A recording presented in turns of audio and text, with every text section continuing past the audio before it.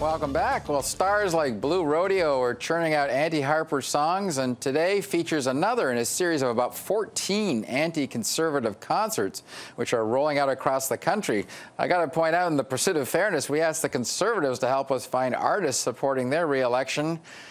Incredibly, they suggested the Canadian Manufacturers and Exporters Association. I can't make this stuff up. They weren't even prepared to sing their praise. Anyway, what's going on?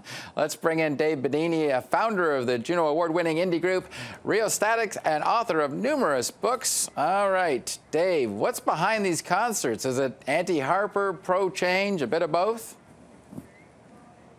Yeah, I think it's an opportunity for us to express how we feel really about the state of our country and about the face of our nation. And we want to ensure that artists and a voice is ensured from our perspective about how we feel about Canada in 2015 moving forward. And is that a political position or just a hope for a better future? Are you anti-Harper, or are you singing about, just looking to our 150th birthday coming up, or what is it? Yeah, no, there'll be no celebrations of the birthday tonight. Maybe that'll happen in a couple of years. Yeah, we are, as artists, totally. We'll have a big party. You're invited. It'll be great. Yeah, everywhere we go, artists, especially musicians, we get into the veins of our country. We're moving east to west, north to south, in all the small towns, throughout all the communities, and you get a sense of how people feel about the country. And everywhere we turn, there's dissatisfaction in the way, the disfigurement of the soul and the face of Canada and the path that we're going down, a sort of very paranoid, insecure state of our country.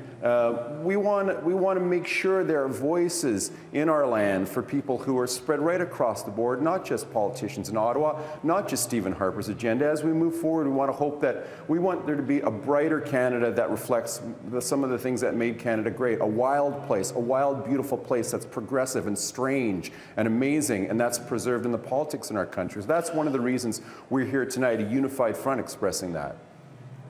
It's interesting, but I'm curious, are you objecting to specific government policy, or is it a tone the government sets? What is it that seems to bother the music industry? Because it's not just you, it seems to be right across the board.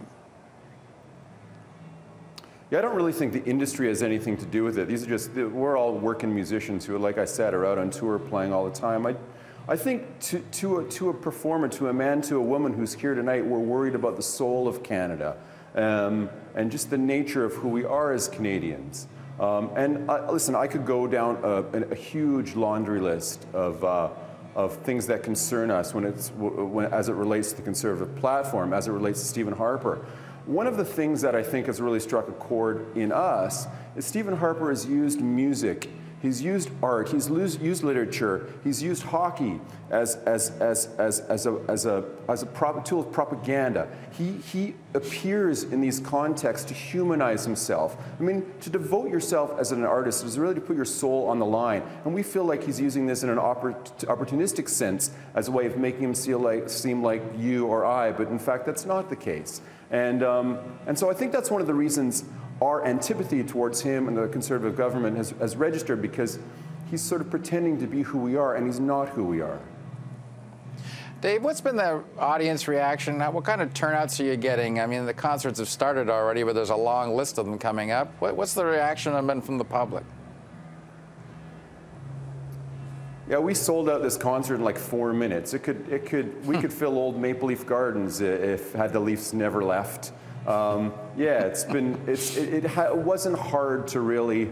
Let's not talk about the Leafs though, right? And it was hard. It wasn't hard to get people to participate in this show, to say nothing of attend the show. Yeah, it's going to be packed here tonight, and it'll be sold out right across the country. So I think we've struck a chord in people's curiosity and interest. And like I said, I think by amassing in these places, it's not a town hall, it's not an all candidates meeting. These are just people being together, sharing their concerns about where we're headed in Canada. All right, Dave Bidini, thanks for coming on. I'm a fan, so I'm glad to have you on the show. My first political interview, did I do okay? Well, thanks. I'm glad it was with me.